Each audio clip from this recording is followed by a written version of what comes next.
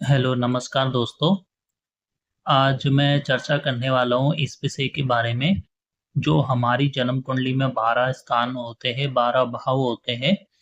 तो उन भावों से किस किस रिश्ते का विचार किया जाता है। मतलब किस भाव से किस रिश्ते का विचार हम करते हैं। तो कुंडली एक मैंने बना रखी है, कालपुरुष की कुंडली मैंने बना रखी है जिसमें मेष लगन से लेकर के मेष राशि से लेकर के मीन राशि तक है।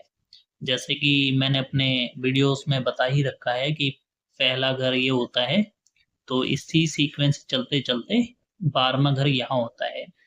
तो मैंने इसमें सारे रिश्ते तो नहीं लिख पाए क्योंकि इसमें स्पेस कम होता है वीडियो बनाने के लिए। कुंडली जो है कि छोटी बनानी पड़ती है जिससे कि वीडियो में पूरी आ सके। तो मैं वैसे आपको बता दूंगा जरूर।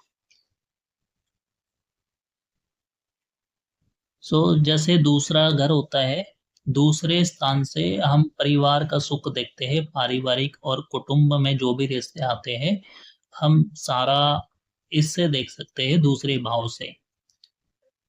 उसके बाद जो तीसरा स्थान होता है, तो तीसरा स्थान दिखाता है छोटे भाई बहन के बारे में और हमारे जो आस पड़ोसी होते हैं उनके बारे में। और देवरानी, भतीजी, बड़े भाई की संतान, साडू भाई, इन सब रिश्तों का विचार जो है तीसरे घर से किया जाता है। अब बात करते हैं हम चौथे घर की। चौथे घर का विचार, चौथे घर से जो रिश्ते का हम विचार करते हैं उसमें माता आती है और जनता का सुख देखा जाता है कि जनता से हमारा कैसा रहेगा या जनता का हमारे प्रति कैसा रहेगा। और ससुर का विचार किया जाता है, सौतेले बहन के पति, उनसे हमारा रिश्ता कैसा रहेगा या उन लोगों का हमारे प्रति रिश्ता रिलेशन कैसा बने रहेगा। तो ये चीज हम देखेंगे चौथे घर से। जिस भाव से जो रिश्ता हम देख रहे हैं तो उनसे हमारा रिश्ता कैसा रहेगा ये डिपेंड करता है कुंडली में जिस प्रकार की ग्रह स्थिति होती है, शुभ ग्रह की स्थिति बनी होगी, शुभ ग्रह की दृष्टि बनी होगी, तो उनसे रिश्ते अच्छे मधुर बने रहते हैं। जहाँ पे ज्यादा पाप प्रभाव होगा या खराब ग्रहों का प्रभाव होगा उनसे रिश्ते जो है कि उतने अच्छे नहीं चल पाते, कुछ ना कुछ दिक्कतें बनती है। तो आज के वीडियोस में हम सिर्फ ये पता कर रहे हैं कि किस स्थान से कौन से रिश्ते का विचार किया जाता है या कौन से रिश्ते हम देखते हैं। तो अभी तक हमने बात कर ली है दूसरे घर से तीसरे चौथे घर के बारे में। अब आते हैं पांचवें घर पे। पांचवें घर जो होता है ये हमारे प्रेम के रिश्ते को दिखाता है और संतान के बारे में बताता है कि संतान से रिश्ता कैसे रहेगा, उनका सुख कैसा रहेगा। और फूफा के बारे में, बहनोई और बड़े भाई की पत्नी के बारे में दिखाता है कि कैसा रहने वाला है। अब छठे स्थान पे आते हैं, तो छठे स्थान पे शत्रुओं का विचार करते हैं कि शत्रु कैसे होंगे। और मामा का विचार किया जाता है, मौसी, दादा, नाना या सौतेली माता का विचार छठे स्थान से करते हैं। अब चर्चा करते हैं सातवें घर के बारे में। सातवां घर हमारी पति पत्नी को दिखाता है कि पति पत्नी का रिश्ता कैसा रहेगा। दूसरी संतान को दिखाता है, सामाजिक रिश्ते कैसे रहेंगे ये बताता है। अगर हमने किसी से व्यापार में पार्टनरशिप कर रखी है, साझेदारी, तो उनसे रिश्ता कैसे रहेगा ये भी दिखाएगा। और बहन की संतान, बहन की संतान मतलब छोटे भाई बहन की संतान, पांचवा घर, उनके बारे में भी ये दिखाएगा। आठवां स्थान ससुराल पक्ष होता है। और अगर हम विदेश चले जाते हैं, परमानेंट सेटल हो जाते हैं, तो वहां पर लोगों के साथ रिश्ते कैसे रहेंगे, तो आठवां स्थान उन सब बातों को दिखाएगा। या ये ऐसा भी देख सकते हैं कि अगर हम किसी अनजान जगह पे जा रहे हैं तो वहां पे लोगों से कैसा रहेगा उनका व्यवहार हमारे प्रति, या हमारा उनके साथ में कैसा निभेगा। तो ये भी चीज हम आठ में से देखते हैं। नौवें भाव की चर्चा कर लेते हैं। 9वें घर से हम पिता के बारे में देखते हैं, पिता से रिश्ते। तीसरी संतान के बारे में, दूसरी शादी।